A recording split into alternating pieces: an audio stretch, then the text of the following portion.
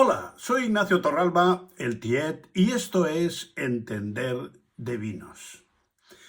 En ocasiones, sin estar previsto, nos encontramos con una copa en la mano y alguien que nos pregunta ¿qué te parece el vino? Cuando otras 4 o 5 personas, también con la copa en mano, están pendientes de nuestra respuesta. Generalmente se improvisa una respuesta fácil y cómoda. Está bien.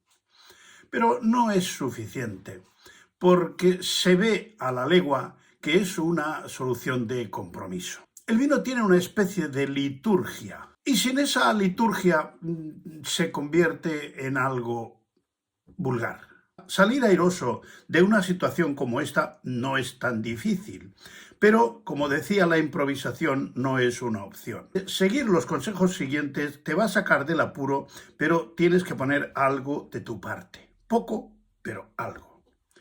En primer lugar, hay que aprender 40 o 50 palabras sobre el vino que no son nada complicadas y son fáciles de encontrar. Leed catas de vino. Allá donde veáis una cata de un vino, sea ficticia, sea real, sea de publicidad, sea de lo que sea, leed las catas del vino. Veréis la secuencia de las palabras, el tipo de palabras, en qué orden se hilvanan. Mi madre, con casi 90 años, me dijo un día: me tienes que decir 4 o 5 palabras para describir un vino que vaya bien con cualquier vino. Y yo le dije: suave, redondo y equilibrado.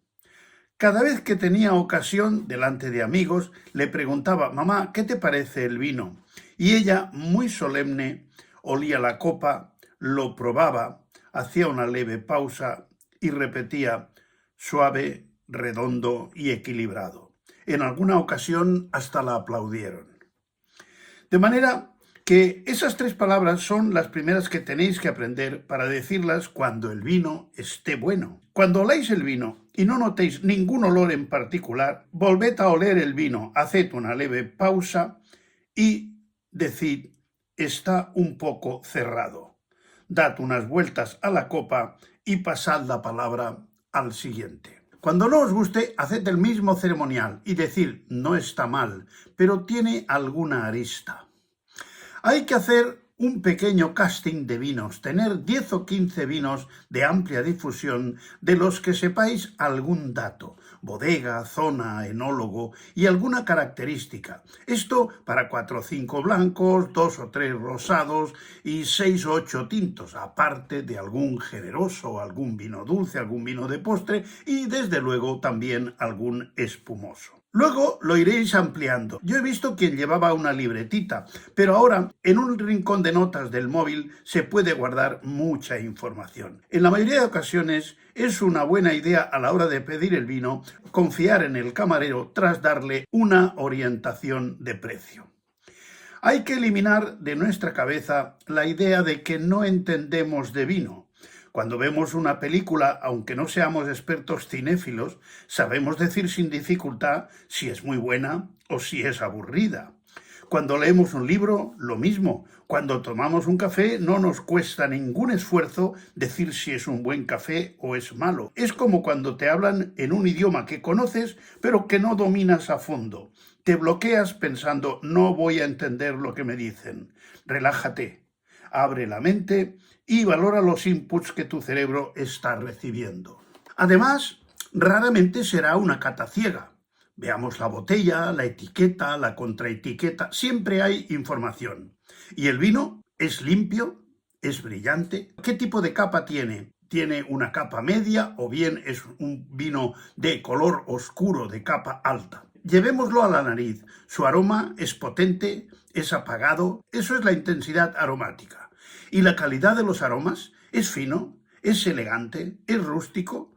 Probémoslo, tomémonos nuestro tiempo. No hay ninguna prisa para expresar nuestra opinión. Una opinión a la que se le da un tiempo para razonarla siempre se ve elaborada y se ve como más profesional. La nariz es la gran inquisidora del vino y puede ser muy exigente, pero el vino está hecho para beber. El paladar es el tribunal supremo cuyo dictamen es inapelable. Un vino puede tener una nariz seductora, pero en boca no responder a las expectativas, aunque cada vez es más raro que un vino con una buena nariz que falle en la boca. Pero puede pasar. A veces puede bastar con un rotundo me gusta o buen vino, pero siempre habrá alguna nota de nariz o de boca que valga la pena destacar. En más de una ocasión he dicho que a la hora de oler el vino hay que meter la nariz en la copa sin complejos y que si inclinamos la copa, la superficie de la que se desprenden los aromas puede aumentar hasta el doble, con lo que percibiremos el doble de sensaciones olfativas. No lo olvidéis, es un tema importante.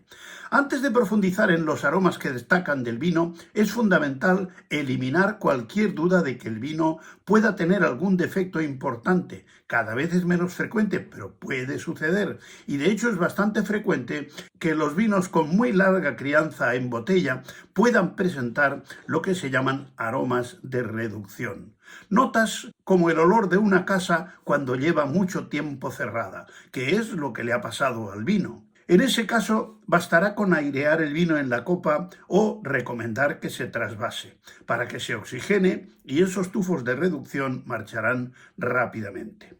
A veces puede pasar justamente lo contrario, que el vino tenga muy poca crianza en botella y le faltará expresividad. La solución es la misma, aireación. Mirando la copa sobre un fondo blanco, veremos si es limpio, si es brillante o, por el contrario, tiene partículas en suspensión, lo cual cada vez es más frecuente porque la tendencia es a filtrar poco los vinos y esos sedimentos que los filtros se quedaban en la bodega acabarán sedimentándose en la botella. Al mover el vino en la copa no solamente lo aireamos, si prestamos atención veremos cómo se mueve, porque un vino que se mueve ligero en la copa también será ligero en la boca, mientras que un vino más denso y glicérico y por lo tanto de movimiento más lento tendrá más peso en la boca y estará marcado por más presencia de alcohol. Los vinos con azúcar residual o incluso dulces también se mueven más lentos en la copa por su mayor densidad y en las paredes de la misma aparecerán las piernas del vino, esas gotas de glicerina transparentes tan espectaculares. En la nariz, al valorar la calidad de los aromas, hay que distinguir entre potencia y elegancia. Los vinos suelen ser como las personas, los elegantes susurran y los ordinarios o gritan o simplemente permanecen callados.